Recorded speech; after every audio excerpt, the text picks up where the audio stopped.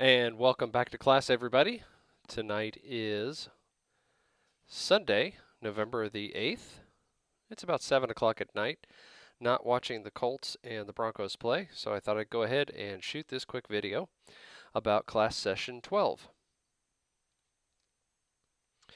We are gearing up for the final paper in the class, that is Writing Project 4, and as I've talked about in previous videos, this one is going to be kind of rehashing of what you wrote about for Writing Project 3, but in this one you will be taking a stance or arguing for a position.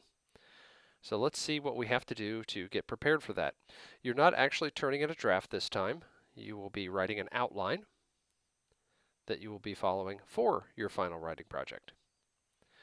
So as of right now, I've jumped into class session 12 and let's see what's there. I think there is one quiz in this. For this session, we will be looking at Chapter 12, Making Academic Arguments. This one's pretty important, so make sure you read through that carefully and take notes. There is an additional chapter on avoiding common mistakes in style, grammar, and usage.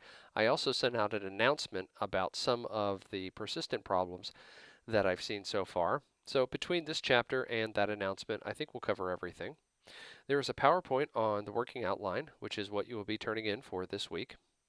I also have included some sample outlines, give you something to look at. There's a supplemental resource on grammar activity, and there's also a grammar quiz. So as I've mentioned before, if you do both of those back to back, you should do pretty well.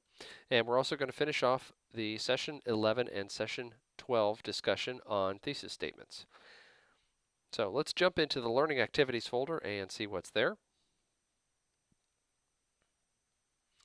As I just mentioned, 2 chapters to read, Chapter 12, Chapter 26.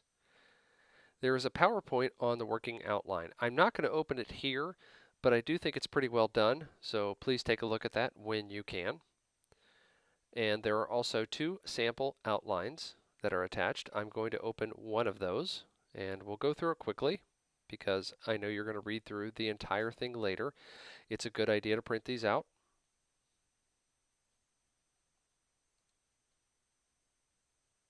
And as you'll see, it includes the working title, that's important, the thesis, and you're working on thesis statements already, so this one should be easy.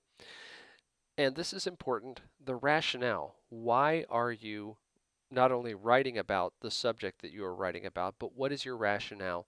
What is it you are trying to prove or inform or argue for? And then after that, you should include an essay map. Now, you can do this a little bit differently. You don't have to follow this example exactly. But tell me, not necessarily page by page, but what is it that you are going to say? For example, this includes an overview of the problem and, importantly, the sources that they intend to use, the issues surrounding the issue, and again, the sources that they intend to use, the analysis of other options,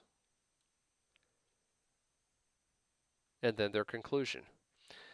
Now, we've not gotten into this much of that in other papers that we've written, but in this one, you're going to want to include what are other people saying about the issue that you're writing about that disagree with you. You're going to want to include the counter argument. And I'll say more about that as we go along, but make sure that you are including sources that disagree with you.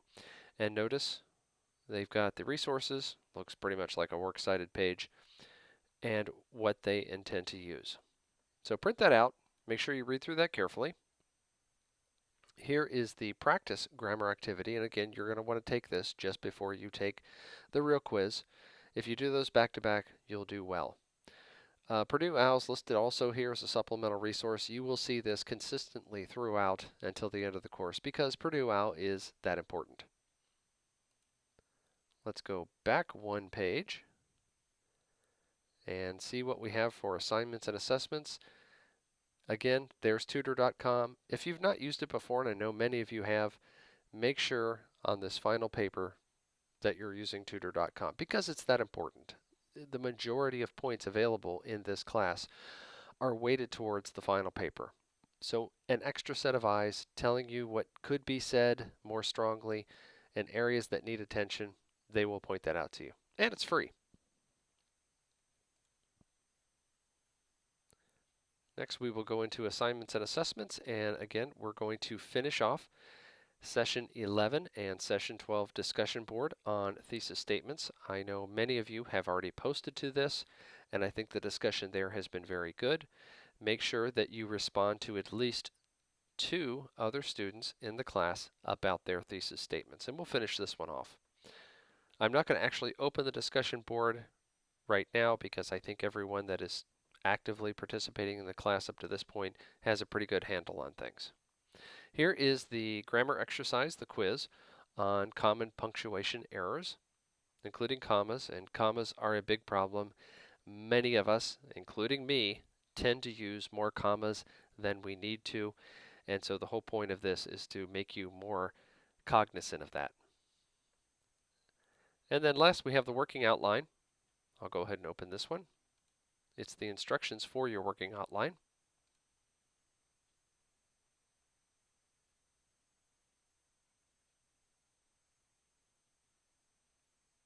And there we go.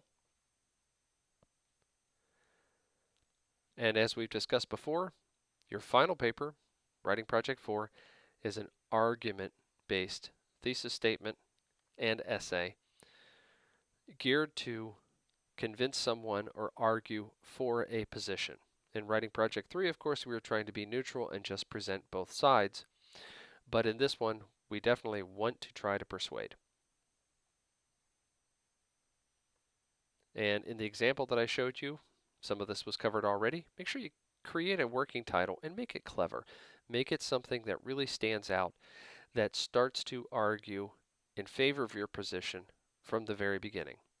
Of course, every essay needs to have a solid working thesis and your introductory rationale, which we also looked at in the example. And make sure as you're writing your outline, again, you don't need to go into a great bit of detail. Make sure you include in your working outline what sources you intend to draw upon that will buttress your point.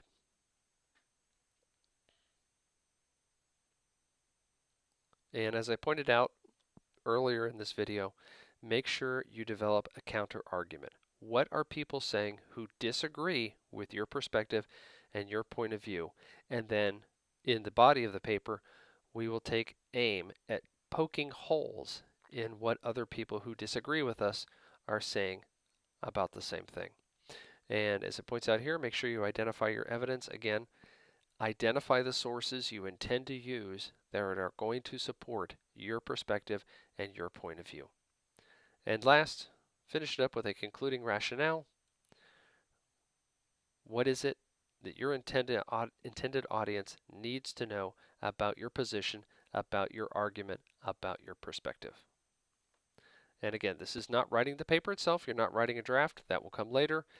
For now, all you're doing is writing an outline. What it is you're going to say, what it is you're going to argue in favor of, the sources you will draw upon, and what is the roadmap that will get you there. And this will be due in class session 12. So print this off as well. I think it's pretty important.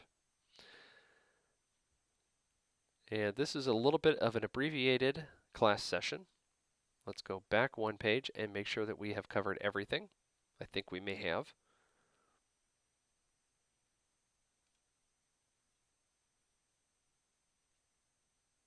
So finish off the discussion board.